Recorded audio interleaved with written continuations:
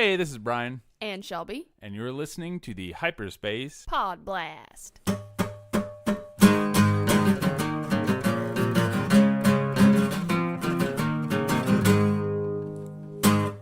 Aren't you a little short for a podcast?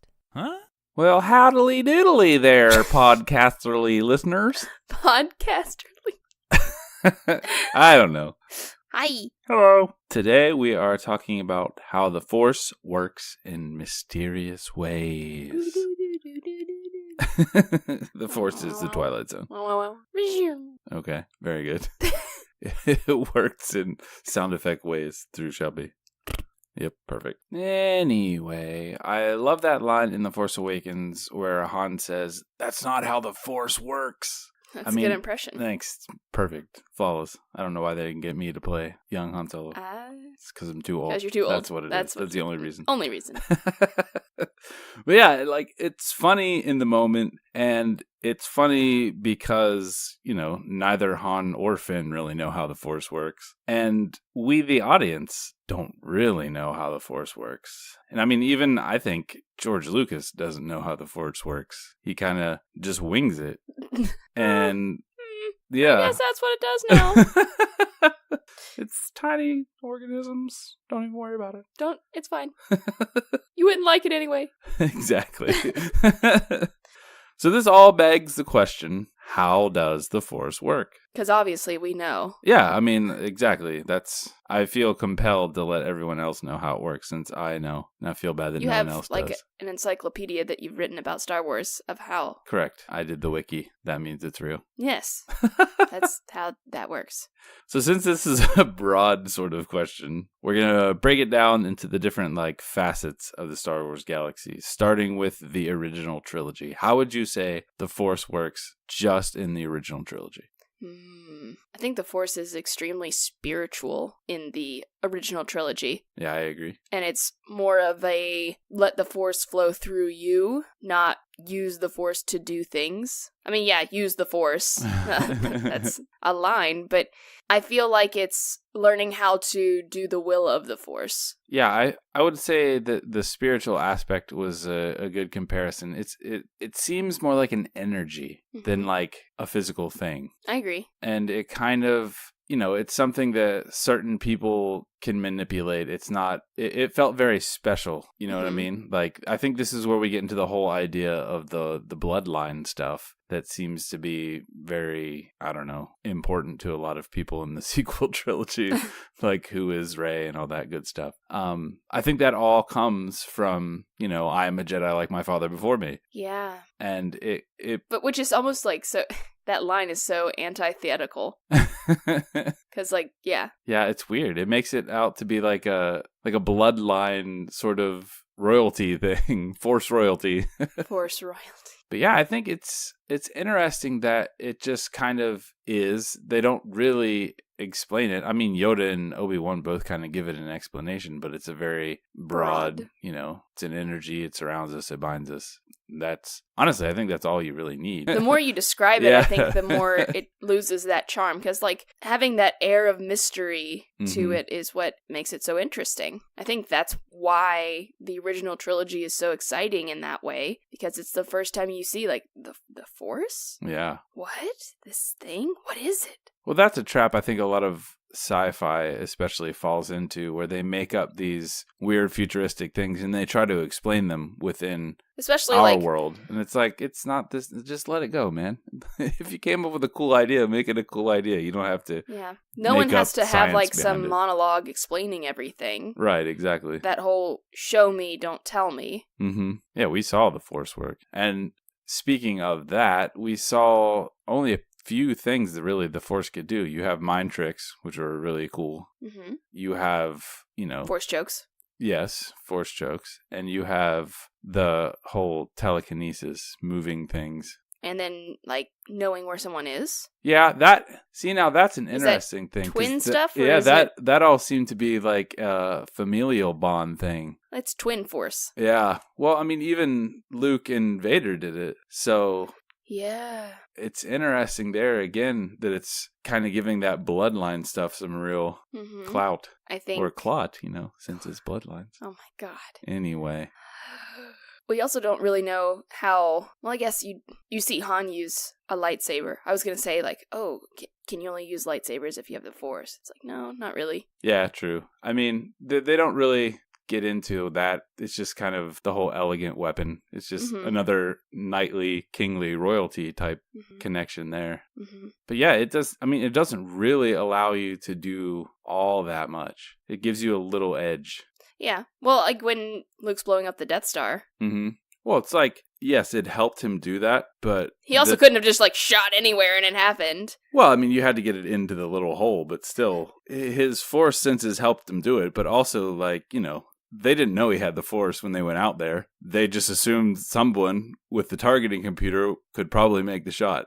So it just gave him that little boost. It's not like, this is impossible unless we have someone with the Force. Right. So it takes a lot of uncertainty out of the equation. Right. And it gives you, I don't know, I guess it's just Focus. it's like having a ringer, you know what I mean? Like you have a team full of normal dudes and then you bring down the super good guy to play for your team when it's tournament time. It's kind of the same, it's not an overwhelming power. It's just a really cool little boost. Plus, think about how people don't really believe that much in the Force in the original trilogy. Yeah, it's not something that's necessarily, I don't know, universally accepted, I guess. Which kind of leads us to how that differs with the prequel trilogy. Yeah, that's a good segue. I like that. And in the prequels, the Force is everywhere, and people that can use it are everywhere, and it really destroys that whole idea of you have to be it passes special down. Yeah, well, and you still have to be a little special, but it's like even with Anakin, he says if he had been born in the Republic, we would have spotted him early. So that means there's tons of Force sensitive kids out there that they just don't even grab. So it's not quite the needle in the haystack thing that you think it is. You're like, oh man, good thing they found Luke because he was the only hope. It's like, I don't know. There's probably at least I mean, 50 or 60 kids on Tatooine all the time. Yeah. I mean, you had Ezra. There's probably at least an Ezra and a Luke on every planet, if not several. Not everyone's the son of Anakin. Well, okay, not to the same extent, but I'm saying, they made it seem like, here is your only hope, but actually, this is just the only hope that we think is a pretty sure thing because we know where he comes from, and we don't feel like looking for the other kids that could possibly be our also only hopes. You know what I mean? Right, but his midichlorian count is pretty high. I'm sure it is. It is. So speaking of midichlorian counts, this is definitely something that, threw a big old wrench in the whole Star Wars fandom. This was the first, The Last Jedi. The first of the last. Sounds so ominous. Yeah, right? But yeah, when they introduced this whole idea of, we thought the Force was, like we said, a spiritual energy, and then it's like, no, just kidding. It's more science parasites. than... Parasites. Not parasites. I know. It makes it more science than fantasy. Right, exactly, which is... I don't know, if you've been given something that you like that's fantasy, and you're like, no, it's actually more science fiction-y. Yeah, I mean, I think it really rubbed some people the wrong way, and I understand why, because it's very not what you thought the Force was, I think, based on... Especially since you had so long to love those 3 movies and sort of obsess over them, which a lot of people did, as we do now with everything. We just do it online with 100 million people instead of with 3 or 4 people. Well, think about it in the sense of people don't really like when, I don't know, science and religion mix. That's true. Yeah. It makes people very uncomfortable. Yeah, that's a really good point, actually. Bringing that real world perspective in. Thanks. But yeah, it's interesting that it does go from this very specific blood-oriented, supernatural sort of specialness to this, hey, you have it if your blood has X amount of midichlorians. Like, you have the Force. Congratulations. I also think it's interesting because you've gone back in time and it's more science-y. Like, usually when you go back in time, things are more fantasy-esque. That's true, yeah. It's a strange, I mean, if you switched the time periods of the original trilogy and the prequels, I feel like it would almost kind of flow better, because people are just like, oh, there was this like magical thing, and then we learned and studied and understood it. Well, it's just, alchemy becomes pharmacy and things like that. But yeah, you're right. We're going back in time, but we're going back to like a more civilized age, so to speak. Which is interesting, to see, because it's like a toppling of an empire, which the Jedi should have never been an empire, in my opinion. Well, yeah, that's a big point of contention, but that's kind of outside the Force. That's in the political aspect of everything. Right, but they had this like great technological empire, and then it comes back to like the bare bones basics of the Force. That's a really good point. Yeah, the Force was very, almost commercialized, or so to speak. And then it becomes a very, the Force, which is interesting. But yeah, like, I don't mind the midichlorians. I think it's cool. It gives it like a baseline of what it is, I guess. But it just really, like I said, threw a wrench in everything, because people didn't know how to react to that. They're like, okay, so what's this mean now? The Force is just bugs? Blood bugs? Blood bugs. Personally, I like the idea of midichlorians. I know a lot of people don't, but I could do without them, but I don't mind them. Mm-hmm.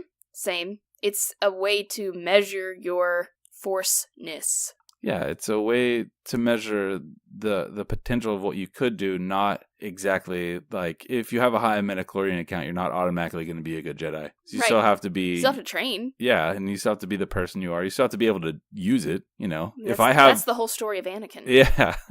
Well, it's just like, if I have a really, really good computer, like top of the line, and then I get on Fortnite, I'm still going to be terrible because I'm not good at Fortnite, but I have a really good potential to be good at Fortnite because of an awesome computer.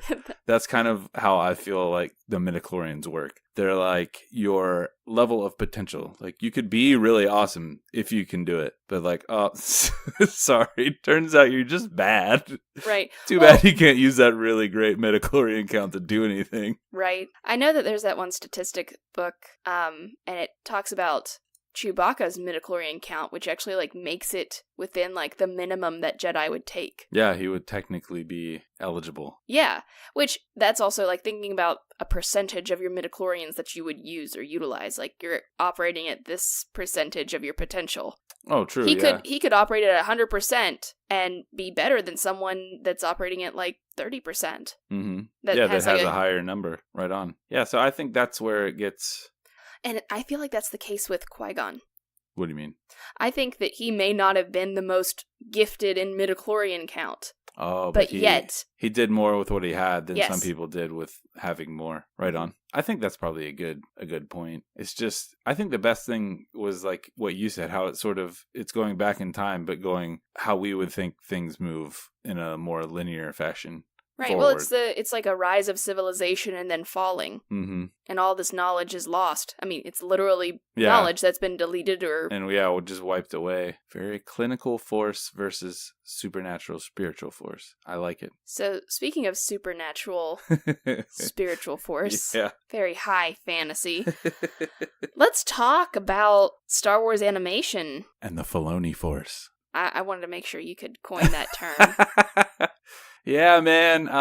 I think more than anywhere else, this is where the Force is used very much like magic. And you see it real weird. Especially in like the Night Sisters. That's what I was going to bring up too. That's so... Yeah, that is it's a strange choice. Yeah, they even call it magic. I mean, they make no qualms about it. This is our magics. And, the things that the Bendu does... which I mean kind of ties into what Yoda does later, but we'll get to that. And Mortis and the freaking portal world and changing time and all that.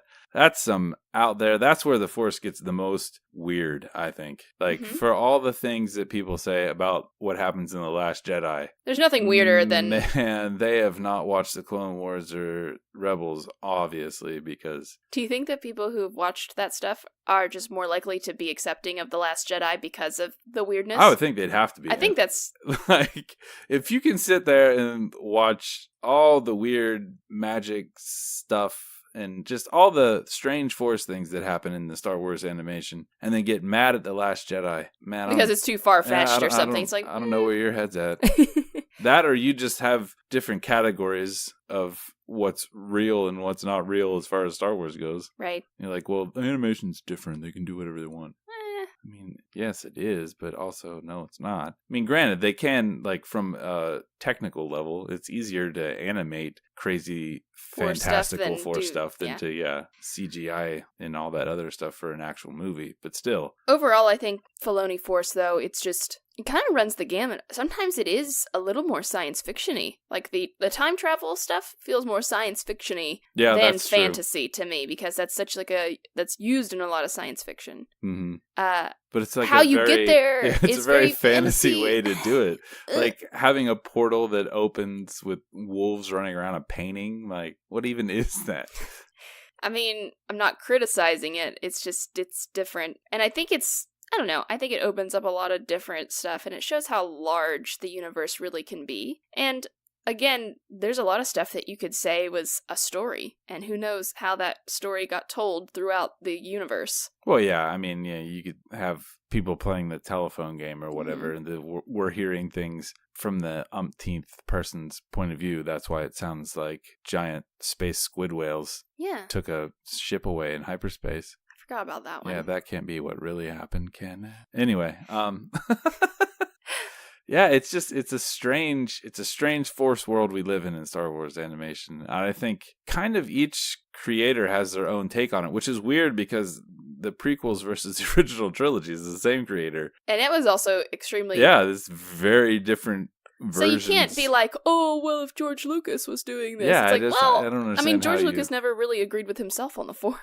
Yeah, and it's one of those things where it's kind of like the wild card. You need a way out of a narrative situation. You're like, well, the Force can do whatever I want. It's magic. I don't care. We didn't even talk about the Jedi Force run. The one-use Force run, yeah. That you can run really fast. But you can only do it one time in your whole life. And Qui-Gon and Obi-Wan chose to do it right then. And they used up their one-use magical Force run item. But yeah. Okay. That's another good example, though, of we need a way out of this situation. They have the Force that can just make them run really fast. But they've never done... It doesn't matter. It doesn't matter. It doesn't matter. It's fine. Well, I don't know. In 60 years, they'll do it again. It'll be a perfect callback. People will love it. Yeah, the magic of the Filoni Force. It's the most different, I think. Mm-hmm. Like, I can wrap my head around everything else being sort of the same, but some of the things they do in the animation just feel like something completely different. Like the ghosts. That was in Rebels. The Night Sisters, they're ghosts, like, possessing people and... Oh, yeah, I forgot all about that. Yeah, geez. The Night Sister magic, if it was contained... Do you think it's magic? Do you think it's the Force? Do you think it's both? It's some kind of weird version of both is what they're going for, I think. Do you think it's like they took the Force and then also did magic at the same time, or it is a facet of the Force?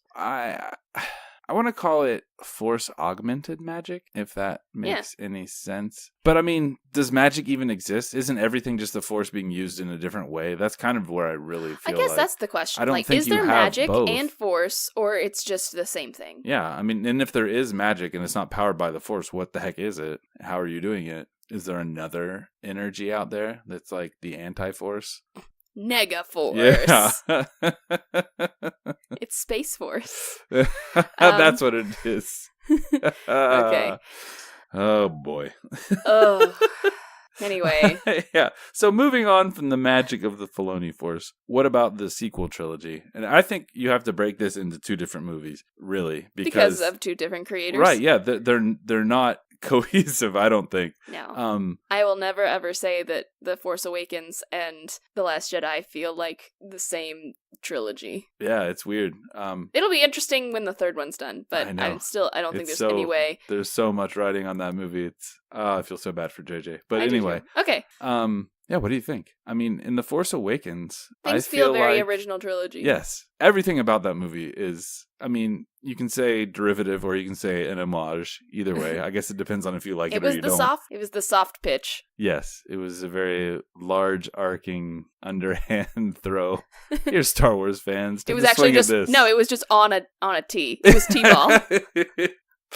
Yeah. Oh, yeah. The people that don't like it just keep hitting the tee instead of the ball, and they're like, "This is dumb."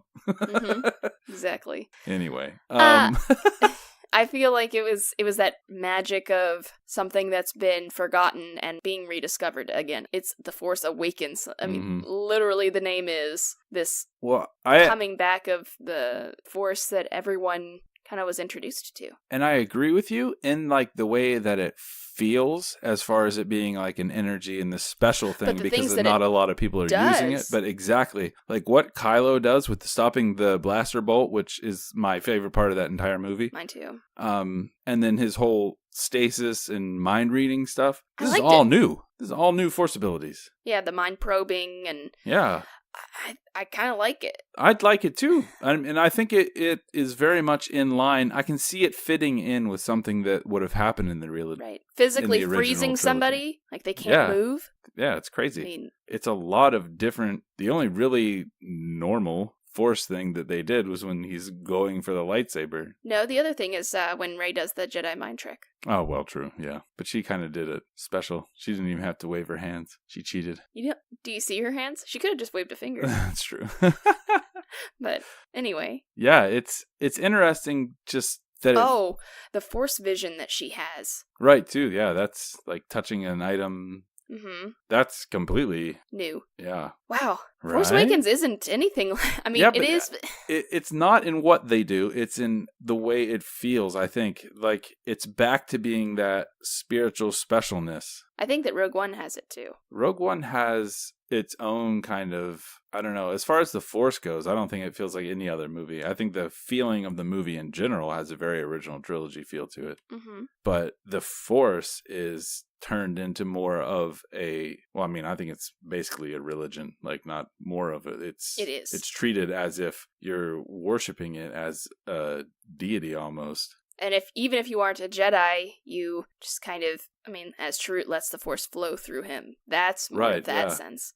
And that's sort of like praying to the Force to help you. Like, you have no manipulative abilities. Versus wielding it. Yeah, exactly. Which is a very different take on it. And then The Last Jedi. Pulling yourself through space, that's not really that new. No, it's pulling an object, it just happens to be a huge object and you're the lighter thing, so. Mm-hmm. Surviving in a vacuum is pretty impressive. That too. And way more impressive than the, pulling yourself to the ship. Supermaning over there. Yeah. That's what I don't understand. Like, she doesn't fly. Why do people make that argument? It's not what she's doing. Blah. Anyway, I don't know what the Force feels like in that movie. I think it's kind of that supernatural, but like turned up to 11. Yeah, I also think that it feels like the characters are fighting against the Force, not with it a lot in The Last Jedi. It's kind of like a struggle for power between your character and the Force. Definitely for Kylo Ren. And I think Luke, his entire Luke's character. Trying to figure out who am I anymore. Yeah, I don't. It's probably because the writers don't know who he is. No. Anyway, but the new things that you could see are like the Force connection. Yeah, the Force Skype was interesting. It's not that much different between them as Luke and Leia and Luke and Anakin, Vader. Other than like seeing, it's an elevated version of that. Yeah, it's a super elevated version of it. But the weird thing is that it's manipulated by a third party. Yeah. And that's, I don't know. It's also strange. Not that it doesn't work. It's just, I think that more than anything feels like this is the story I want to tell. I'm just going to make the Force I don't know how to really do it. So I'm just going to use the Force to do it. Yeah. And not that that's necessarily a bad thing. But it's also just recognizing that that's how it's being used. Mm-hmm. That it's more of a way to tell the story you want to tell rather than just the Force being part of it. Yeah, that's a good point. Instead of the Force being an added bonus to working in the Star Wars universe. It's the mechanic of the movie. Right. It's sort of the driving force. Plus, projecting yourself through the Force. Pretty cool. Force ghosting rad. While you're alive. That was super rad. And the whole levitating thing while you're doing it, that was cool. Mm-hmm. It was all very cool. Very magic-y. Very... I think... But not magic-y as in Filoni magic-y, but like... Well, I don't know. Like I said, that whole scene with Yoda where he brings the lightning down on the tree, that felt very Bindu magic-y, like, controlling nature. Mm-hmm. That's a very... I don't know, almost like druid-esque magic. Yeah. And then kind of dissolving into the nothingness. Very cool. Mm-hmm. But overall, I think that so far we see the new movies as well as the standalones using the Force in a way that's a lot more like the original trilogy. And do you think, I don't know, I hadn't really thought about it until we started talking about it, but I think it's because it feels like the original trilogy because it has that specialness. There aren't very many Force users, that kind of more spiritual, personal connection. But as far as what they do with it, it's completely different. It's a very different power they're using in a very familiar way. I almost think that there's two different things. You have how the characters feel about the Force and how they use it. And I think that the sequel trilogy lines up with how people in general feel about the Force, but how they use it is its own thing, or even kind of closer to the prequels, in that it can be so many different things. Mm-hmm. It definitely busted the door wide open. Yeah. Not quite Filoni Force wide open, but close. It'll be interesting. Man. Theater safe wide open.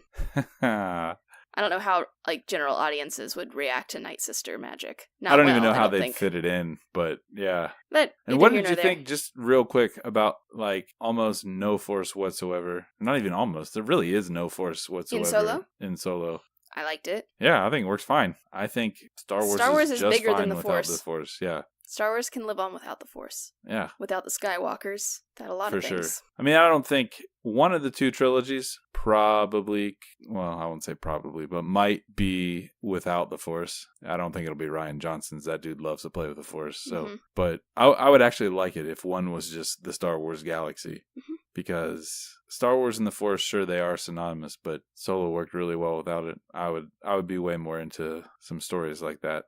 Me? Especially if they're about Imbo. Just say it. Well. Or maybe that DJ trilogy. Okay, I'm done. All right, so how about you guys tell us how you think the Force works in the different facets of Star Wars? You can let us know on Twitter at hyperspace_pod. Hit us up via email at hyperspacepodblast@gmail.com. Or share your thoughts with us and check out our other content at hyperspacepodblast.com. Yeah, for sure. Yeah, let us know if the Force is one uniform thing to you and you don't know what we're talking about, it being different through different things, or if you agree that the Filoni Force is weird.